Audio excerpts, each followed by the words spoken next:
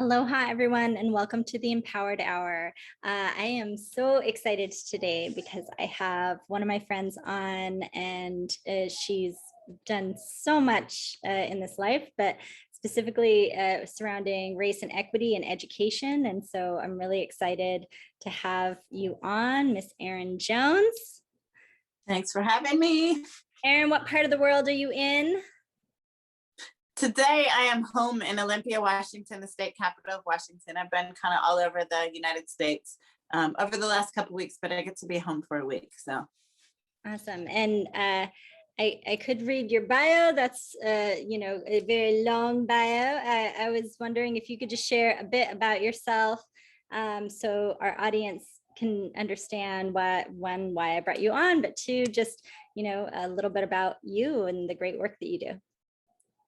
So I am a biracial, transracial adoptee. I was born in a place that unfortunately is infamous now in the last year and a half. I was born in Minneapolis, Minnesota, out of the body of a white woman, obviously not fully white.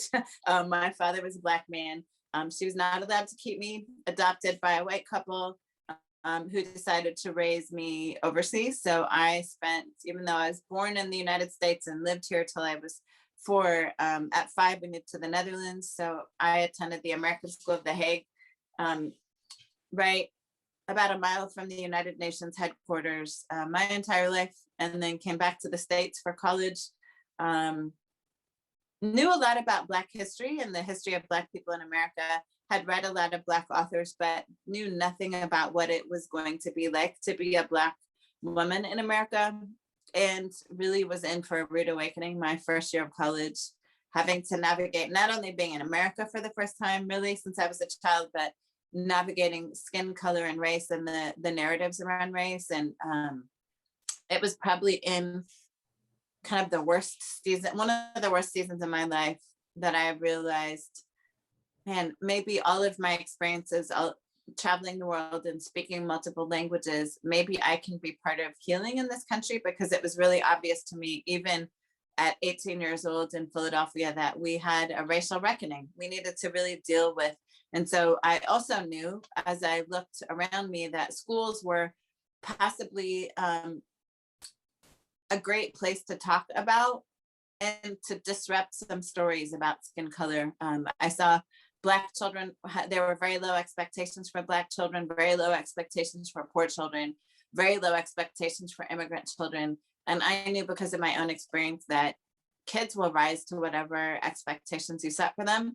And I had always had really high expectations set for me. And so I knew maybe one of the ways that I can give back to the world is by teaching. And so I taught North Philadelphia, then South Indiana, Columbus, Ohio, and then my husband and I decided to move to his hometown of Tacoma, Washington. And we have been here now in about 2 weeks. It'll be 26 years. And I've been a classroom teacher. I've been a state assistant superintendent. I've been school district administrator.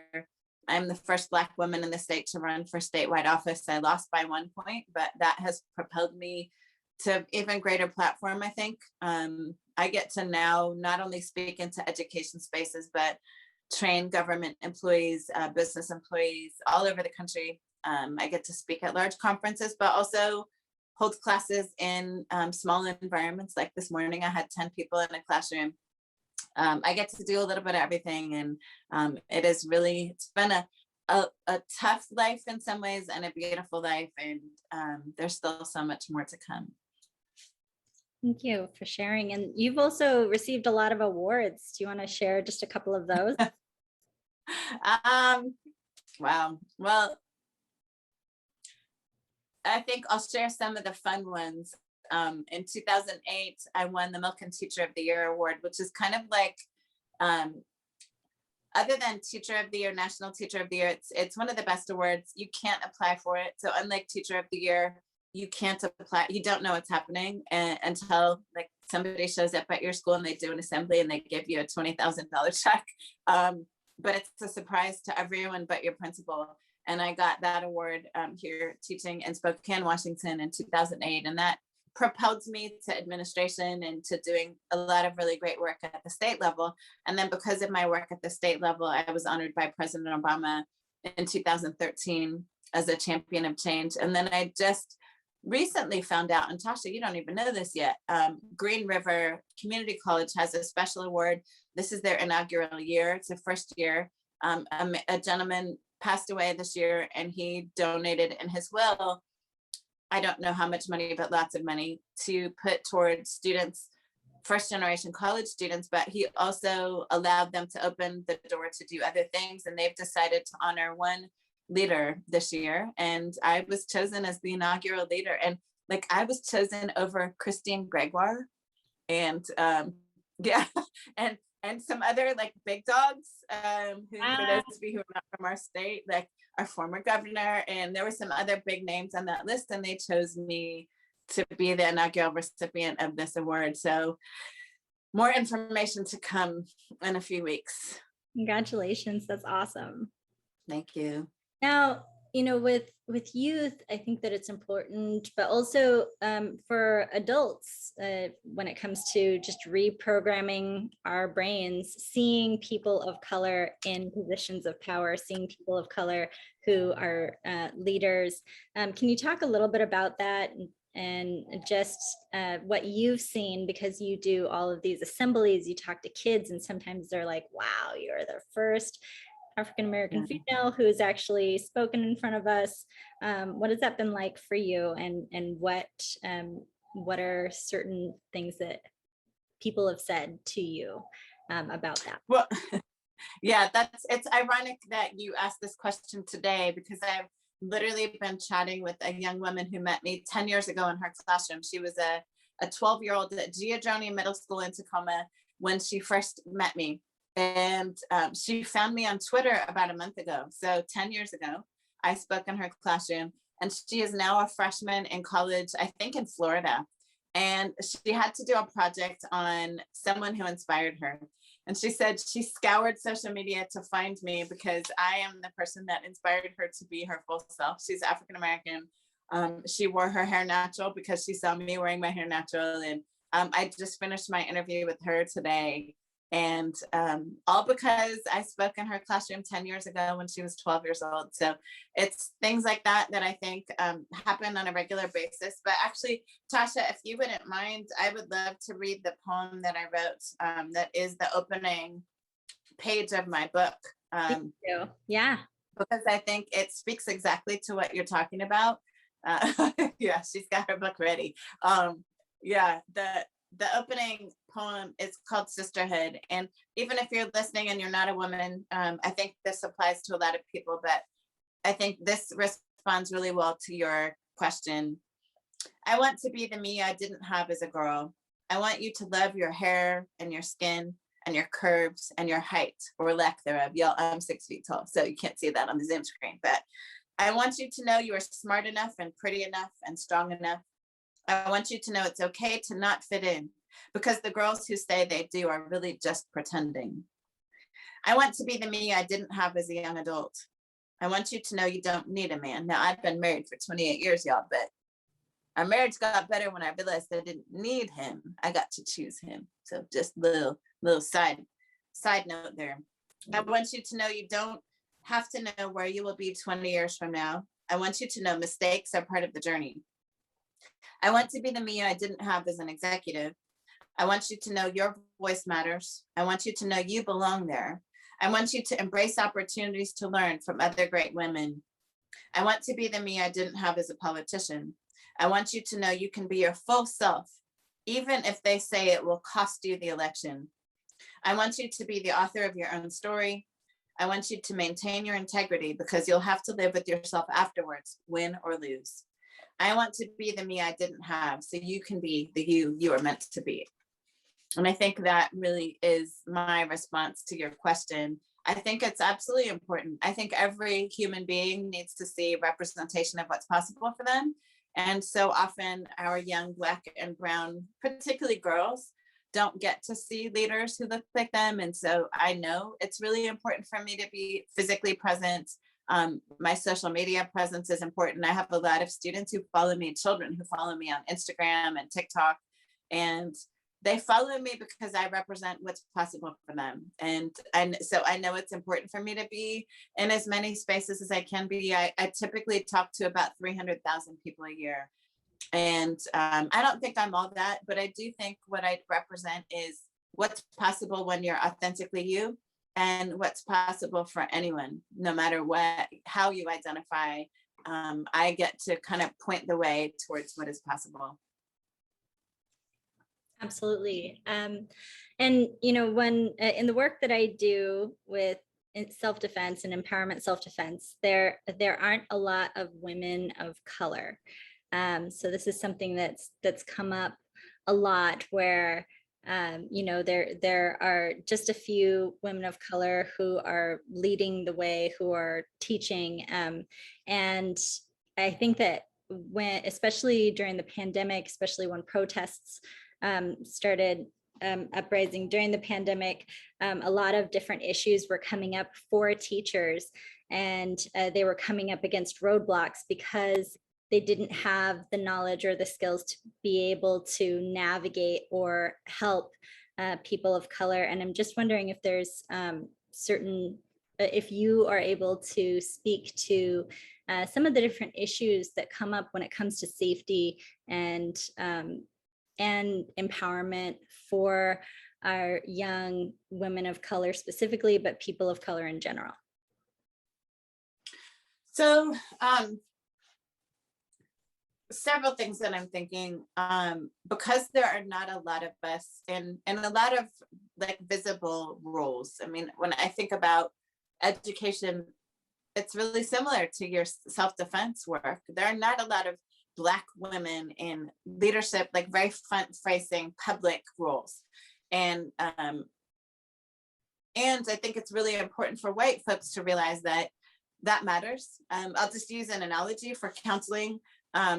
There's a school in my community that there's a lot of students that need mental health counseling. And so the superintendent sent a bunch of mental health counselors to the library at their school and then wondered why students weren't using them. Well, none of the counselors look like the students. And so students don't trust that these counselors will understand their needs. I think it's probably similar in self-defense, that if you don't have people in front of you teaching, if you don't have people in front of you in the industry, it's hard to imagine, like, how would I imagine becoming a self-defense expert if I've never seen anybody who looks like me?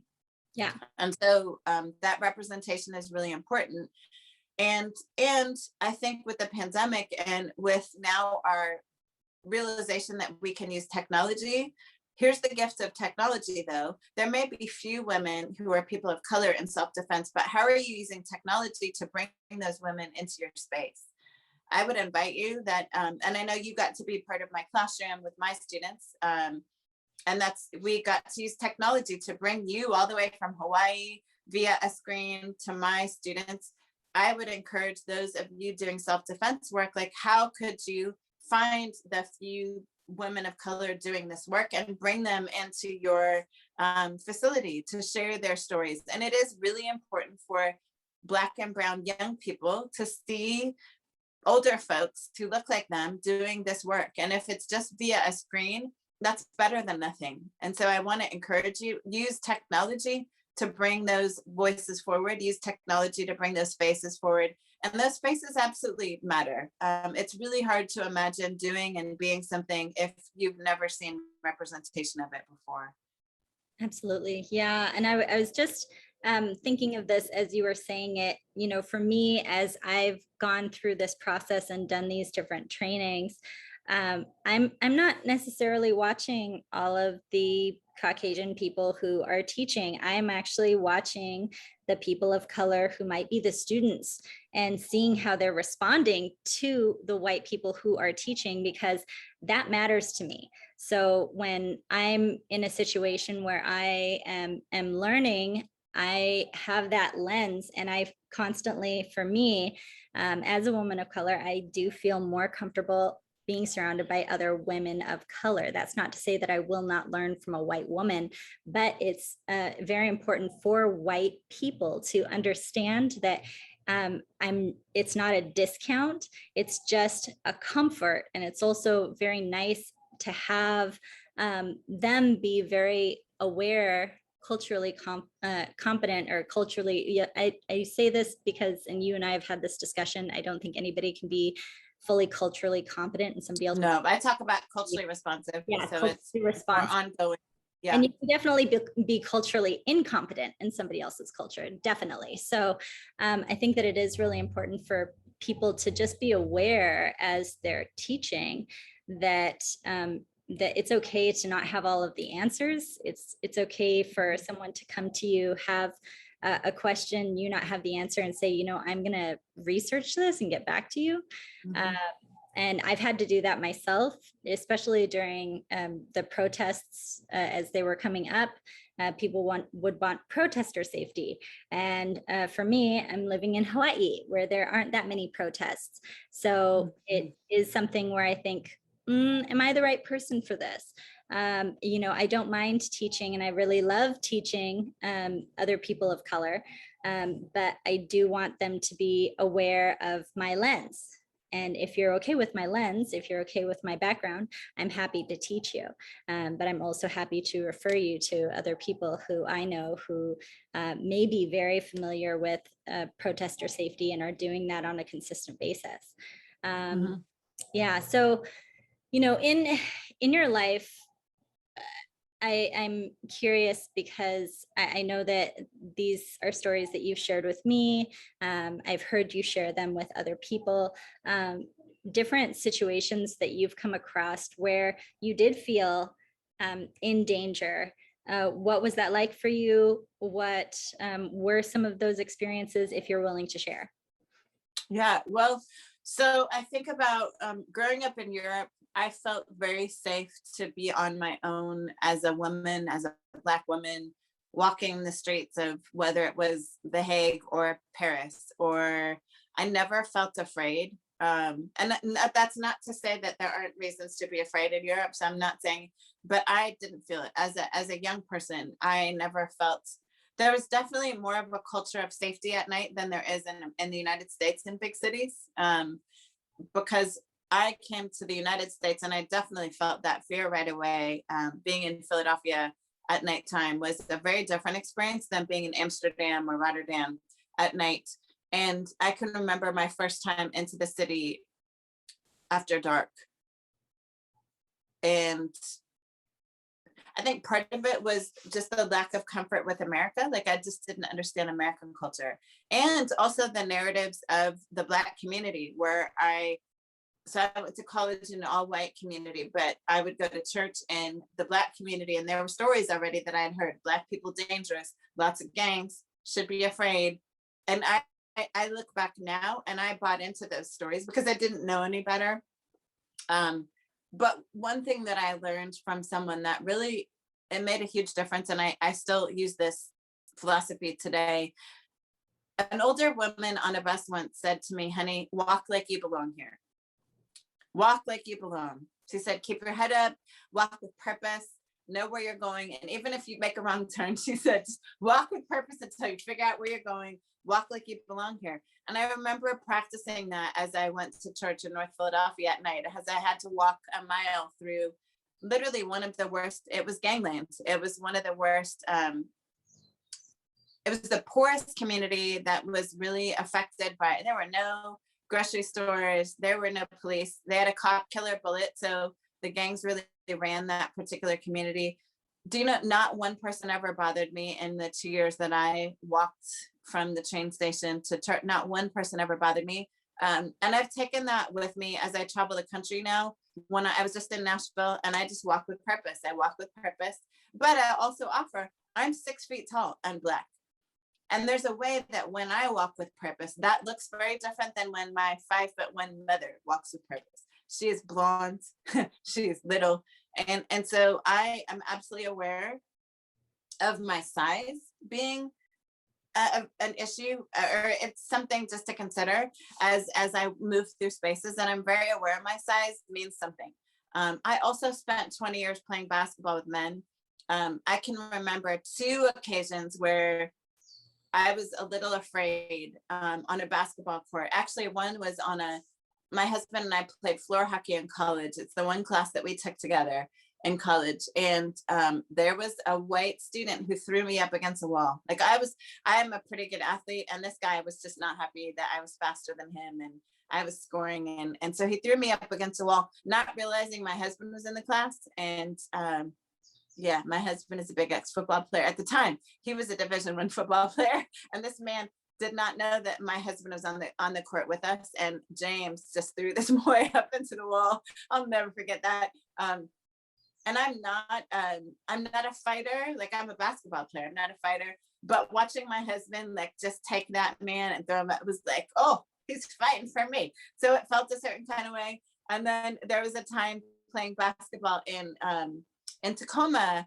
One day I was playing basketball and I was better than the guys, and I was better than the guy who was guarding me. And I remember I went out for a fast break, and this guy ran down the court and made sure he jumped right into my head as I went up.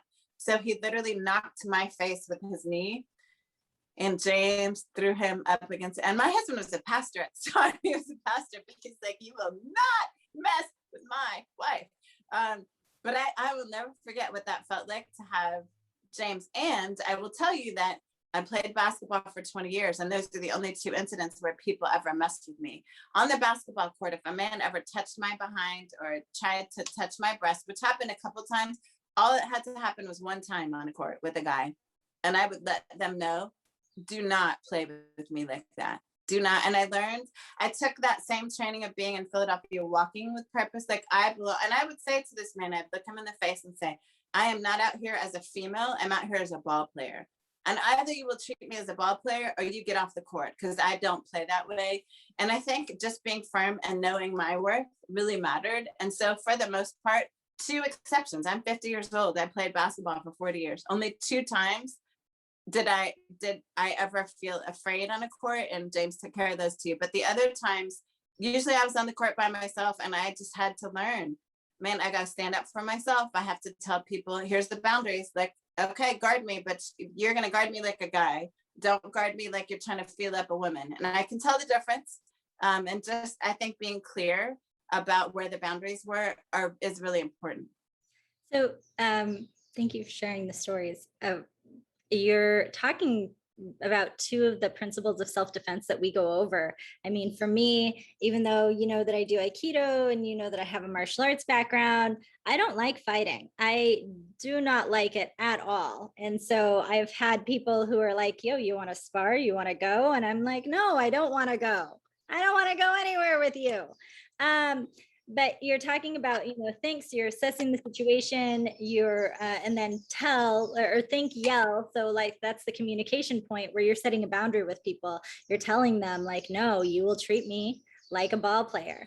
You will not touch these. You cannot have any of this. None of this is yours. So, I think that it's really great that you're bringing up these points, because so many times we think of self-defense and we think of fighting, we think of punching and kicking and blocking and all of this stuff. And self-defense can literally be you saying, do not touch me. And standing your ground. It is nice that to have your husband there, but then also knowing that you need to be able to do this and take care of yourself, because you can't depend on a partner or another person to be there. You need to know that you're your greatest weapon. So I think that that's really key. I also wanted to bring this story up because it really, you and I were talking on the phone as it was happening, and it really did shake me a bit, was that a young boy on the street where you live, it actually pointed a toy gun at you, and thought it was funny to like literally make it look like he was shooting at you. I want to talk about that because so many times when we have white instructors, there just isn't that lens. And there isn't that understanding that this is stuff that, yes, it can trigger people. It can frighten you, because that's something that is very real. And just the aftermath that happened didn't sit well with me at all. So yeah, if you're willing to talk about that, that would be great. Yeah. So during the election, the presidential election here, I'm a walker. So I walk Lacey community all the time. The whole region knows me. I'm the tall walking lady. Everybody knows me. And I remember my husband, he's a head football coach, and one of the police officers, there is a guy who worked for the police who also coached with my husband, and said to my husband, hey, the election cycle is looking really kind of icky. Can you tell your wife to stay off the street and not walk by herself during the election? So it was 2020, 21. Oh my gosh, it's so weird. 20, yeah. I'm like, all these years have this pandemic thing has just messed with my brain. Like who's when, what, huh? But a year and a half ago, when the presidential, literally the election was happening, he said, stay off the street. And of course, that election didn't end that night like others have. It was kind of this extended thing. So I decided I'm gonna walk on the treadmill for the next couple weeks and just stay out, because we live in Proud Boy land. We live in, there are some people in our community that are not fond of Black folks and just angry. It's not even about Black folks. It's just, they're just angry. And so I stayed off the street, and I had just done a big keynote for probably the largest keynote I'd done in a while online, and decided to go for a walk. And you and I were scheduled to talk anyway. And I left my house, and about 6 houses away, there's a little boy standing across the street pointing a toy gun at me, little white child. And it matters what color he is, because here's something as a mom of Black boys that I raised my boys. You do not ever carry a gun. I don't care if it's a toy gun. We don't make sticks into guns. Like, we were very careful how we raised our children, because we watched all the little Black boys who were killed or hurt because they had toy guns. And people don't give Black boys a second chance, even with toy guns. And so I raised my children they were not allowed to play video games with guns, not allowed to play with toy guns, for sure not outside, but not anywhere. And so this was a little white boy, about 8 years old.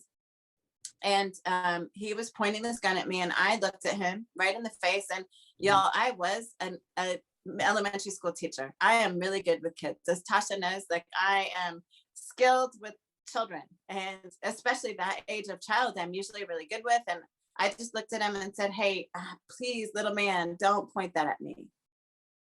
And his face screwed up, and he pointed it even harder at me. And I said, buddy, come on now, I asked you nicely. And he kept it pointed at me all the way down the street and around the corner. So about 3 blocks.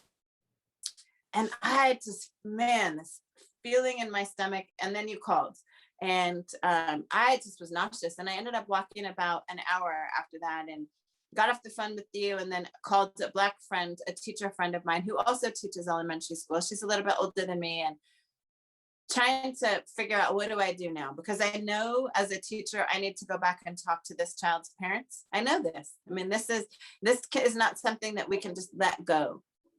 And in my mind, I thought the conversation with mom was going to go really different, because I'm really good with parents. I'm good with children.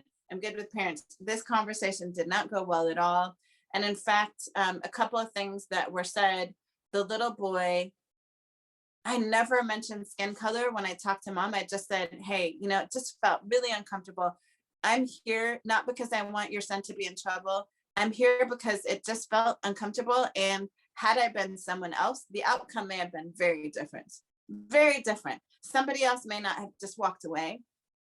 They may have taken him up on, it may have turned into a really violent interaction with someone. And I said, I'm just here because I just want you to be aware, mom, of what your son is doing out here. And especially right now. And when I said, especially right now, the little boy from behind her said, are you calling me a racist? And I never mentioned race. I never mentioned race in that conversation. And then mom looks at me and she says, are you calling my son a racist? And I said, ma'am, I never mentioned skin color. I didn't mention skin color. And then here's the kicker for me. This was the worst part of it. She then said, do you even live in this neighborhood? Now, at the time, first of all, I lived here for 15 years. My husband is a head football coach. since the beginning of the pandemic, I've walked past their house at least once a day, if not twice a day. I am 6 feet tall with a red afro. I watched them move in 3 years ago. Like, I know when they moved in, I paid attention to that. I can't believe that you've never seen me before. Like, to say, do you even, and guess what? What if I didn't live here? It's still not okay. But just the idea that, you couldn't possibly live here. I'm thinking, girlfriend, my husband is the head coach of the football team right here. Like, I have invested in this community for 15 years. And I just finally said, ma'am, have a great day, and walked away. And I cried all the way home, all 6 houses home. And my son was at home. My youngest son was home from college during the pandemic, and he is on the autism spectrum. Usually does not like hugging, and that's just not him. He's not a nurturer. He doesn't like to be hugged. I got to the door and he could feel me on the other side of the door. And he opens the door and I'm still crying. And he comes out and wraps his arms, and he's 6'4", 300 pounds, wraps his arms around me. And he said, Mom, what happens? What happens? And I'll never forget that feeling, because he's not a hugger. He's not somebody that hugs me on he'll hug me when he leaves for college. Like, he knows that he has to do that, but this was his choice to hold his mom. And I said, man, there's a little boy that followed me with the toy gun. And he said, do you mean the little boy in the corner? And I said, how did you know? And he said, I just knew, Mom. I've been watching him. I just knew. And I thought, man, how sad. And now I will say to the listeners, I still don't go by their house. I don't choose to go by their house at this point. I do all that I can to go around a different way, because here's what I realized with Mom. So the little boy said, are you calling me a racist? Here's what I know now because of that. That family's talking about race. I know that. I didn't introduce that into the mix. They introduced that into the mix. And so I am avoiding that house at this point. Now, this is my neighborhood. And with the work I do around race and equity, I am very careful where my energy goes. And I refuse to engage people who have bad energy. Like, I just don't have time for that or room for that. And so I protect my energy. And so I choose to walk around a different way. I'm not trying to have another interaction with that family at this point. They're most likely military, so they'll probably be here another year or two. I'll smile at them if they walk by, but it's interesting. They've walked by our house a couple of times on walks, and they don't ever look this way. And but we now have a walk that we do every first Saturday, the community walks. And it was all with the intention of, let's let the whole community know we all belong here. And so I still walk now. I walk almost every day. People in the community still know me. I've talked to my mayor about this incident. I had a similar incident literally the next week with another set of 3 white children that went very differently. Those children and I ended up really connecting and having a great interaction around why we don't point guns at people. And that went completely the different way. And they left, bye, Miss Erin. And every time they see me, hi, Miss Erin. So that boy is really an outlier. But, I would offer to white folks that are watching, there's a different way that we as Black people in particular have to move through the world. There are different stories that are told about us. Especially those of us who are tall and big. There are stories that are told about us, and there's a way that we have to be aware of not in the Black community so much. I have to be aware of myself when I'm in predominantly white communities and how people are watching me. And, with the shooting of Ahmaud Arbery and Breonna Taylor and George Floyd, there's a different way that we have to move through the world. And to not recognize that is to not be paying attention to the news. Mm-hmm. We have to be aware in different ways, and we have to be hyper vigilant. Again, I choose not to walk in fear, and I also am wise. I think about, where am I going? And I think about, okay, I am in Nashville today. I'm actually going to run in the gym at the hotel. I'm not going to run outside. I need to be cautious because I don't know this space. I don't know if it's safe for me here. And there's some ways that white men don't ever have to think about that. And it's unfortunate, but it's just the truth. I've also heard you talk a lot about just even as you're talking now, utilizing your intuition. So if you have a bad feeling about something, then just don't do it. I think that sometimes we want to put ourselves out there, and there's this idea of, needing to be brave. And sometimes being brave is listening to your intuition and following that path instead.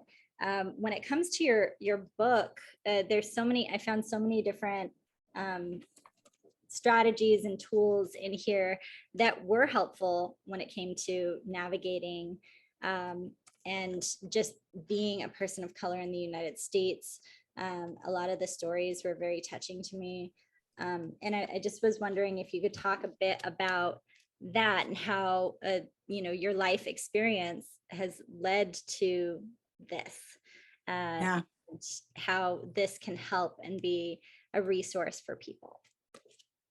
So, I wrote this book, Bridges to Heal Us, after like a really difficult season for us as a country, not just for me personally. Obviously, the murder of George Floyd was really hard because I'm from Minneapolis. My family is still there. My white family is still there. And they have very different opinions about race than I do. But I also watched my interracial church implode over George Floyd, over politics, like literally self-destruct in front of me, a church that we'd been part of for 25 years. And so I wrote this book as a way to respond. One of the things that I decided really about 19 or 20 years old, I happen to be a person of faith. And I call myself a Jesus girl, not a Christian, because I think politics have co-opted white Christianity, white evangelical Christianity. And so I call myself a Jesus girl, but I'm a person of faith. And one of the things I prayed as a 19-year-old is, God, help me to use all of the bad things that happen in my life to help other people heal. So may every bad encounter, every bad experience become the fertilizer for someone else's healing. And that is really this book. Is I said, okay, how do I take all the difficult things in my life and use these stories as a way to help people think about, okay, how can we show up with greater compassion? How can we show up with greater empathy? How can we show up with a different kind of courage and bravery? And also with gratitude, right? Like the book is not all of a series of bad stories. It's also like, okay, here's what came out of this really difficult circumstance. Here's how I grew from this difficult encounter with someone. Here's why I showed up as brave in a way that I hadn't before. And so the book is really meant to be kind of a roadmap for healing. And I think it is a roadmap for the healing of Black and Brown people, but it's also a roadmap. I believe we as a country, white people, are also being harmed by racism. I don't think this is just about Black people. I don't think George Floyd's murder just affected Black people. I think it is a manifestation of the harm that is being done to all of us as Americans. And the book is meant to help people using my own story, the vulnerability of my own story. It is meant to help people think about their own stories and how could we connect with the stories of people around us, because we often don't know the stories. We think we know the stories. We often have single stories of people and we don't take time to get curious. And so the book is an invitation with my own vulnerability. It's an invitation to you and anyone else reading to share their story and then to listen with different ears to the stories of people around them. Erin, how do people get a hold of the book? So Amazon is the best way, and a lot of people don't like Amazon, but here's what I'll tell you. I get 70% of the royalties, so please order on Amazon. It is about $20 on Amazon. I also have a free study guide, so if anyone wants to reach out to me on Twitter, I'm at Erin Jones in 2016, and then Erin Jones in 2016, ERINJONES in 2016. I'm on Instagram at Erin in 2016. If you just send me a message on either of those platforms, I will send you a free study guide. So if you want to do a book club, please just reach out to me. I'm a nerdy teacher, so I had to write questions to go along with each chapter because I'm a nerd. I actually have one set for the general public, and then I have one set for educators. So if you're a classroom teacher, let me know, and I will send you a free guide. The book is appropriate for anyone, I would say, from 12 years old and older. So I actually have middle school children that are reading the book in book clubs. So I think it's appropriate for people of all ages. That's awesome. And then if people want to get a hold of you for public speaking or to help them with their organizations, because I know that there are a lot of organizations now with everything that's going on that are having aha moments, that are realizing that they need to be more aware, more conscious.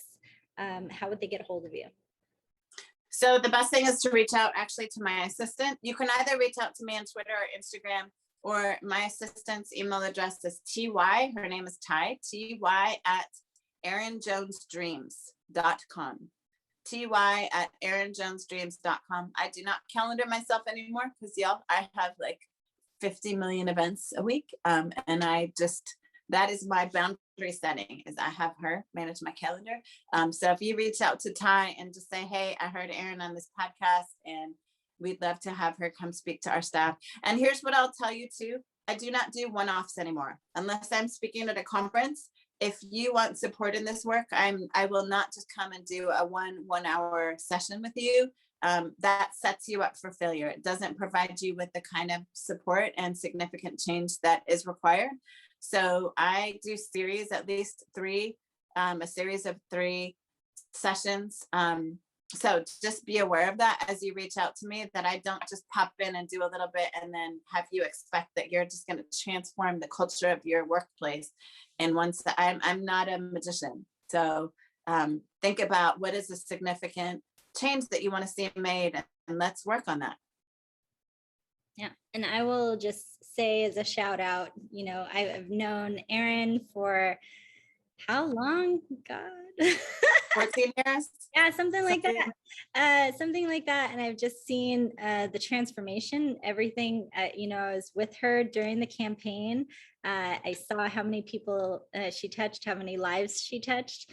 And I've seen the transformations that have happened within organizations that have worked with her.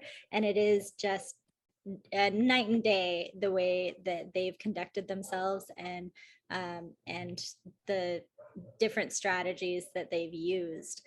I know that it's made a huge difference, and I'm just really grateful that there are people like you out there in the world doing great work.